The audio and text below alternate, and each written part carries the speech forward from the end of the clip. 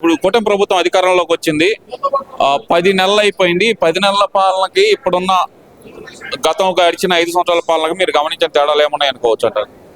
గతంలో వచ్చేటప్పటికి రోడ్లు గుంటలమయమైపోయి రోజు రక్తం జురుకుంటా ఉన్న పరిస్థితి ఉంది. కనీసం రోడ్లు కూడా అయినటువంటి రాష్ట్ర ముఖ్యమంత్రి పేద ప్రజల గురించి పట్టించుకోకుండా ఆయనకి ధనమే దాహంతో ఉన్నాడు. పేద ప్రజలను పట్టించుకోకుండా ఈరోజు ఈ ప్రభుత్వం వచ్చిన తర్వాత రోడ్లన్నీ కూడా చాలా చక్కగా ఉన్నాయి. పరిపాలన కూడా చాలా బాగుంది. పేద ప్రజలకు అండగా నిలుస్తున్నటువంటి ఈ ప్రభుత్వం. అంటే ఎలా చెప్పగలరు అన్నమాట? గడిచిన 5 సంవత్సరాల్లో నేను పేద ప్రజలకి డీబీటీ ద్వారా కానీ నాన్ డీబీటీ ద్వారా కానీ 2,71,000 కోట్లు నేను పనిచేశాను. కూటమి ప్రభుత్వం వచ్చి సంక్షేమ కార్యక్రమాలన్నీ ఆపింది. సూపర్ 6 అంటూ సూపర్ 6ను గాలి వదిలేసింది అంటూ జగన్మోహన్ రెడ్డి చేస్తున్న ఆరోపణలు ఏది కరెక్ట్ అనుకోవాలంటారు? గతంలో ఉన్నప్పుడు ఏంటంటే జగన్మోహన్ రెడ్డి ఉన్నప్పుడు ఫండ్స్ లేవు. కేంద్రం నుంచి రూపాయి రాలేదు. ఎందుకని రూపాయి రాలేదంటే ఈయన దోసుకోవడం తప్ప ఒకే సామాజిక వర్గం వైపు వెళ్ళాడు తప్ప పేద ప్రజల గురించి పట్టించుకోకుండా కోట్ల రూపాయలు పేద ప్రజలకు దండుకున్నటువంటి పరిస్థితి ఉంది. పేద ప్రజలకు ఎక్కడ కూడా న్యాయం జరగలేదు. ఈ ప్రభుత్వంలో వచ్చేటప్పుడు పేద ప్రజలకి రోడ్లు కానీ ఇంకోటి కానీ కేంద్రం నుంచి కోట్ల రూపాయలు ఈ రాష్ట్ర ప్రభుత్వం తీసుకొస్తా ఉంది. 5 బ్రిడ్జీలు అంటే పేద ప్రజలకు ఇబ్బంది పడకుండా ఉండటం కోసం రోడ్లు కానీ వాటర్ కానీ విద్య ఆరోగ్యం అందరూ కూడా పేద ప్రజలు ఆనందంతో ఉన్నారు.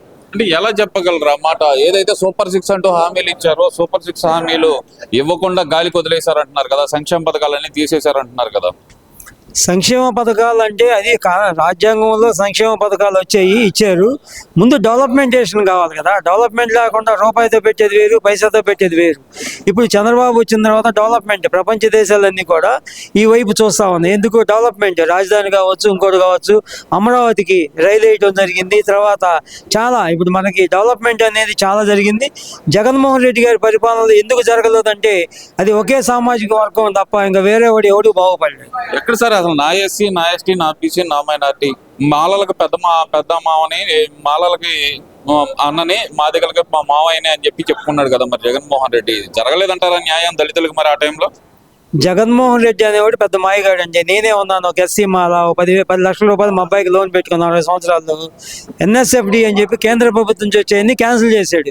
అంటే ఏదో సామెత చెబుతారు చూసారా, ఇంట్లో వాళ్ళని తడికొట్టు గొంతు కోసినట్టు మాలలకి ఏమీ చేయలేదు, మాదిగలకి ఏమీ చేయలేదు. ఆ సామాజిక వర్గం రెడ్డి తప్ప ఇంకా వేరే వాడు ఎవడూ బాగుపడలేదు. రెడ్డి పేరు చెప్పమంటే చెప్తా. కోట్ల రూపాయలు సంపాదించుకుని దండుకుని ఈరోజు మాలలకి ఏమీ చేయలేదు. ఎన్ఎస్ఎఫ్సి కేంద్రం నుంచి అంటే అంబేద్కర్ గారు పెట్టినటువంటి ఆ స్కీములు కూడా రద్దు చేశాడు. అందుకంటే దుర్మార్గమే ఉంది. ఎస్సీ కార్పొరేషన్ రద్దు చేశాడు, హాస్టల్స్ రద్దు చేశాడు. పేద ప్రజలు తినడానికి తిండి లేకుండా ఈరోజు చాలా ఇబ్బంది పడతా ఉన్నాం. పల్లెల్లో చెప్పుకుంటా ఉంటే మరి చుండూరులో జరిగింది కదా, చుండూరులో నరమేధమేగా జరిగింది. మరి ఆ రోజు రెడ్లేగా. మరి చుండూరు జరిగినప్పుడు ఇంతవరకు ఏం జరిగింది? చుండూరులో జరిగినప్పుడు అట్లాగే దళితులు చేశానని చెప్తున్నాడు. ఆయన చేసింది ఏమీ లేదు, రక్తాన్ని జురుకున్నాడు. రోజు ఏదో ఒకటి సామాజిక మాటలు తప్ప సామాన్య మానవులకు ఏమీ చేయలేదు, మాదిగలకు కూడా ఏమీ చేయలేదు. ఎస్సీ, ఎస్టీ, బీసీ, మైనార్టీలకి ఒకే సామాజిక వర్గం అంటే రెడ్డి సామాజిక వర్గమే బాగుపడింది. సామాన్య మానవుడికి అయితే మాలలు మాత్రం తడికొట్ట కోసి గొంతు కోసాడు. ఏంటంటే మాకు అంబేద్కర్ గారు రాసినటువంటి రాజ్యాంగంలో కొన్ని హక్కులు ఉన్నాయి, హాస్టల్స్ మొత్తం మూసేశాడు. పిల్లలందరూ కూడా అల్లాడిపోతా ఉన్నారు. నేను ఉచిత విద్య డబ్బులన్నీ పనిచేశాను, హాస్టల్ ఫీజులు కూడా నేనే కట్టాను అని చెప్తున్నాడు కదా మరి జగన్మోహన్ రెడ్డి. మరి ఏముంది ఆయన ఇవ్వటానికి తాత ముల్లా కాదు కదా. రాజ్యాంగంలో మాకున్న హక్కులు మేము కట్టుకున్నటువంటి ట్యాక్స్లే మళ్ళీ మాకు రిటర్న్ ఇస్తారు. ఇవ్వకుండా అతను కోట్ల రూపాయలు దోసుకుని మాట్లాడితే ఆ సింగపూర్ అంటే ఇసుక వచ్చేటప్పటికి మీకు పేర్లు ఎందుకులండి. ఒక లారీ వచ్చి ₹1 ఫర్ ఒక ఎంపీకి, ఎమ్మెల్యేకి 2 కోట్ల రూపాయలు దోసుకున్నాడు తప్ప ఎవడు కూడా మాలామాదిగా అంటే ఎస్సీ, ఎస్టీ, బీసీ, మైనార్టీలు ఈరోజు చాలామంది పేద ప్రజలు మేమే. ఉదాహరణకి నేను 60 సంవత్సరాల నుంచి పనిచేస్తా ఉద్యమాల్లో. మాదే ఎన్ఎస్ఎఫ్డిసి క్యాన్సిల్ చేశాడు. అంటే ఎంతమంది మాలామాదిగలని పట్టగొట్టాడు. అదేమంటే ఏమి ఇవ్వలేదు, అదంతా మాయా. దోసుకున్నారు, ఏమీ ఇవ్వలేదు. మాలామాదిగలకి ఎవరికి ఇవ్వలేదు. బైబిల్ పట్టుకుని ఆయన చాలా తప్పుడు ప్రచారం చేశాడు. బైబిల్ అనేది చాలా ఇంపార్టెంట్ అయింది. గతంలో రాజశేఖర రెడ్డి ఉన్నప్పుడు కూడా నక్సలైట్ని పిలిచి చర్చిలు అని చెప్పి వాళ్ళందరూ కూడా రక్తపాతం సంపవేయడం జరిగింది. అదే పందాలో మమ్మల్ని తడికొట్ట కోసాడు. ఎవరికి పదవి ఇచ్చాడు చెప్పండి? ఒక మాలామాదిగకి ఎవరికి ఇచ్చాడు? సరే ఆయన ఇచ్చాడు అంటున్నాడు. ఆయన తాత సొమ్మ లేకపోతే ఆయన సొంత ఇచ్చాడా? ₹100 కూడా మా ఎస్సీ, ఎస్టీలకి మాకు రావాల్సినటువంటి విద్య అంటే అమెరికా చదువుకోవటం ఆ విద్యను కూడా నాశనం చేసినటువంటి ఈ జగన్మోహన్ రెడ్డి ఈరోజు ఇంకా గత 20 సంవత్సరాల వరకు కూడా ముఖ్యమంత్రి కాలేడని చెప్పి చెప్తావా? 2 సంవత్సరాల్లో నేను వచ్చేస్తాను, కళ్ళు మూసుకొని మీరు అందరూ ఈసారి జగన్మోహన్ రెడ్డి 2.0 చూపిస్తాను అంటున్నాడు కదా. అంబేద్కర్ సాక్షిగా మాలామాదిగా ఓటు ఎవడు వేయడు. ఎందుకు వేయడంటే మొన్న ఓట్లు వేసాం, మోసపోయాం, మాయ చేశాడు, మాయామంత్రం చేసి ఈరోజు జగన్మోహన్ రెడ్డి అనేవాడు మాయగాడు అన్నమాట. మాయామంత్రం చేసి మాలామాదిగలే కాదు, ఈ రాష్ట్రంలో 140 కోట్ల మందిలో 40 కోట్ల మంది మాదిగలు ఉన్నారు, మాలలో ఉన్నాం. ఈ రాష్ట్రంలో 1,20,00,000 మంది మాలామాదిగలు ఉన్నాం. మీరు చూసుకోండి, పల్లెల్లో ఎక్కడ కూడా ఏం డెవలప్మెంట్ చేసింది లేదు. అల్లాడిపోతున్నారు, నీళ్లు లేక, తిండి లేక, తినటానికి లేక, వడ్డీలకి ఇచ్చేవాళ్ళు లేడు, అప్పులు ఇచ్చేవాళ్ళు లేడు. మరి జగన్మోహన్ రెడ్డి చేసిన తప్ప కాదా? అది తప్పే కదా. అంటే డైరెక్ట్ అకౌంట్ లోకి డబ్బులు వేసాను, అది చాలా మేలే కదా అంటున్నాడు. ఎవడు సొమ్ము? సెంటు స్థలాలు కూడా ఇచ్చాను వాళ్ళకి. సార్ మేమందరం రాజ్యాంగంలో ట్యాక్సులు కట్టిన డబ్బులు రీబ్యాక్ ఇస్తారు ఎస్సీ ఎస్టీలకి. ఆయన సొంత తాత ముళ్ళేమి ఇవ్వలేదు, ఆయన సొమ్మేమి ఇవ్వలేదు.